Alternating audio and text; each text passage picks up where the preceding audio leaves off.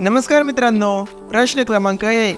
अनवरुल हक काकड यांची कोणत्या देशाच्या काळजीवाहू पंतप्रधान पदी नेमणूक झाली आहे? आणि पर्याय आहेत: A Sri Lanka, B Pakistan, C Afghanistan, D Iraq. आणि या प्रश्नाचं उत्तर आहे बी पाकिस्तान.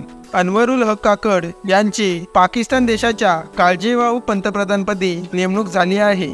प्रश्न क्रमांक 2. नव्या अभ्यासक्रमानुसार पाठ्यपुस्तकामध्ये बदल करण्यासाठी NCERTने कोणत्या अध्यक्षतेखाली समिती स्थापन केली आहे?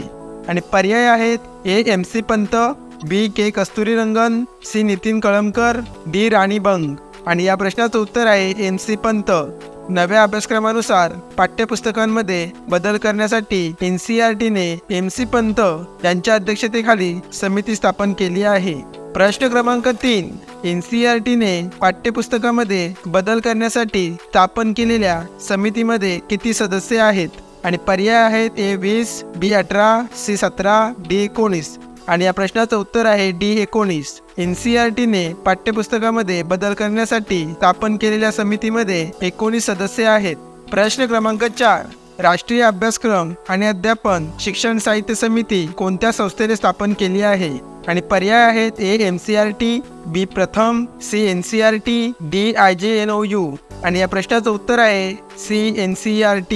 राष्ट्रीय अभ्यासक्रम आणि अध्यापन शिक्षण साहित्य समिती NCERT या संस्थेने स्थापन केली आहे. प्रश्न क्रमांक 5. महाराष्ट्र सरकारचा उद्योग मित्र पुरस्कार कोणाला जाहीर झाला आहे? आणि पर्याय आहेत: ए अदर पुनावाला, बी सायरस पुनावाला, सी गौतम अदानी, डी अतुल्य चोरडिया. आणि या प्रश्नाचं उत्तर आहे ए अदर पुनावाला. महाराष्ट्र सरकारचा उद्योग मित्र पुरस्कार अदर पुनावाला याला जाहीर झाला आहे. प्रश्न क्रमांक 6.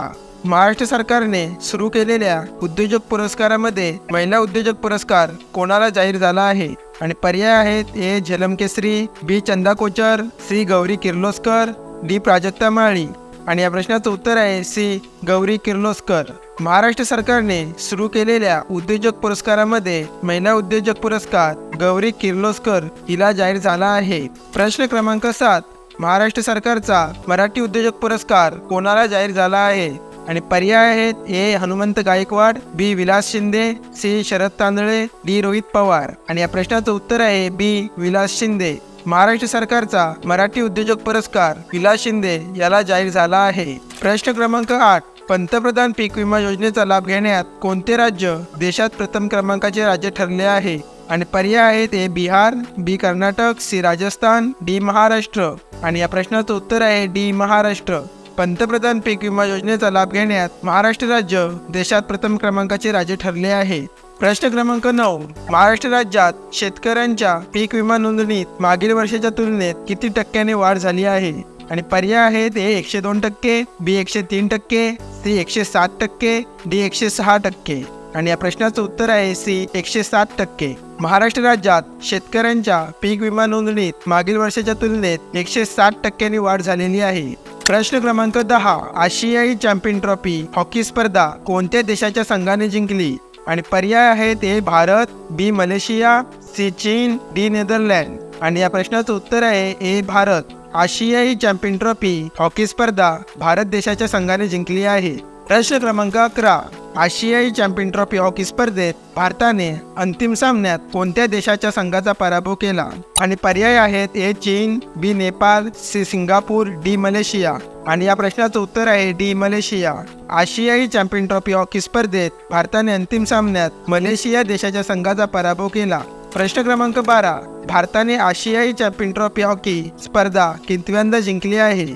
आणि पर्याय आहेत: ए पहिल्यांदा, बी चौथ्यांदा, सी तिसऱ्यांदा, डी दुसऱ्यांदा. आणि या प्रश्नाचं उत्तर आहे बी चौथ्यांदा. भारताने आशियाई चॅम्पियन ट्रॉफी हॉकी स्पर्धा चौथ्यांदा जिंकली आहे. प्रश्न क्रमांक 13.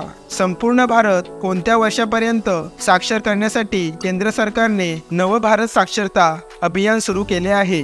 आणि पर्याय आहेत: ए 2025, बी 2028, सी 2026, डी 2027. आणि या प्रश्नाचं उत्तर आहे डी 2027. संपूर्ण भारत 2027 वर्षापर्यंत साक्षर करण्यासाठी केंद्र सरकारने नव भारत साक्षरता अभियान सुरू केले आहे. प्रश्न क्रमांक 14.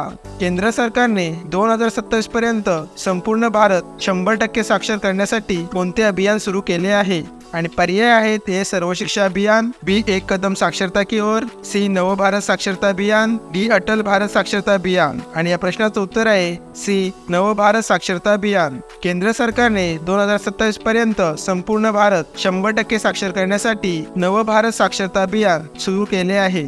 प्रश्न क्रमांक 15. महाराष्ट्र राज्यात 15 वर्षांवरील किती नागरिक निरक्षर आहेत?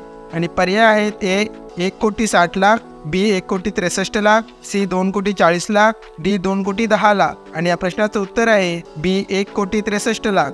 महाराष्ट्र राज्यात 15 वर्षावरील 1,63,00,000 नागरिक निरक्षर आहेत. प्रश्न क्रमांक 16. अमेरिकेच्या हवाई राज्यातील माउई जंगलात लागलेली आग ही अमेरिकेच्या इतिहासातील किती वर्षातील सर्वात प्राणघातक आग आहे? आणि पर्याय आहेत ए 100, बी 101, सी 102, डी 105. आणि या प्रश्नाचं उत्तर आहे ए 100.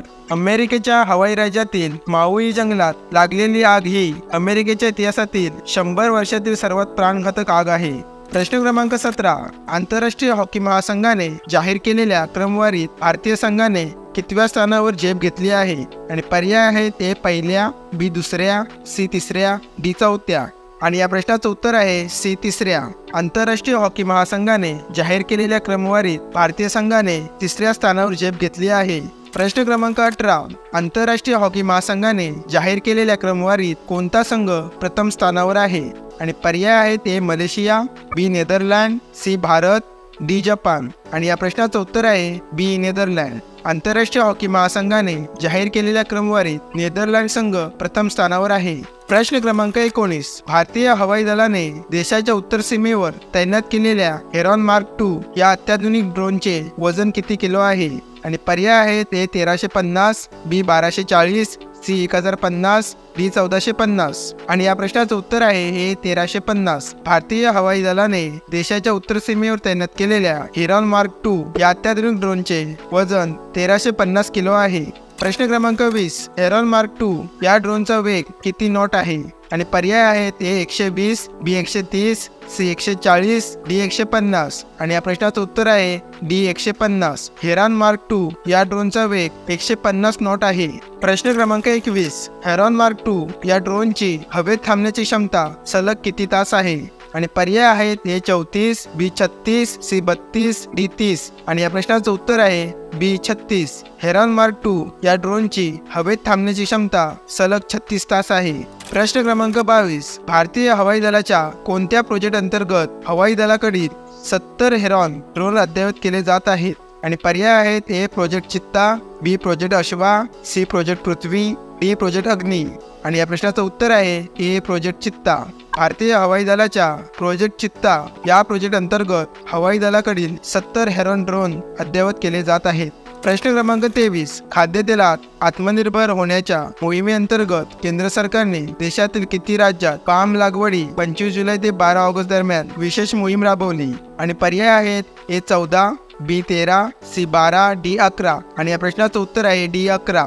खाद्यतेलात आत्मनिर्भर होण्याच्या मोहिमेअंतर्गत केंद्र सरकारने देशातील 11 राज्यात पाम लागवडी 25 जुलै ते 12 ऑगस्ट दरम्यान विशेष मोहीम राबवली. प्रश्न क्रमांक 24. केंद्र सरकारने आर्थिक वर्ष 2025-26 अखेर देशात किती लाख हेक्टरवर पाम लागवड करण्याचे उद्दिष्ट निश्चित केले आहे? आणि पर्याय आहेत ए 5.5, बी 5.8, सी 6.5, डी 7.6. आणि या प्रश्नाचं उत्तर आहे सी 6.5. केंद्र सरकारने आर्थिक वर्ष 2025-26 अखेर देशात 6.5 लाख हेक्टरवर पाम लागवड करण्याचे उद्दिष्ट निश्चित केले आहे. प्रश्न क्रमांक 25. शिक्षण तज्ज्ञ मह पाटील स्मृती पुरस्कार कोणाला घोषित करण्यात आला आहे? आणि पर्याय आहेत ए प्राचार्य दासू वैद्य, बी डॉक्टर प्रमोद येवले, सी प्राचार्य श्याम शिरसाट, डी डॉक्टर कैलास अंभोरे.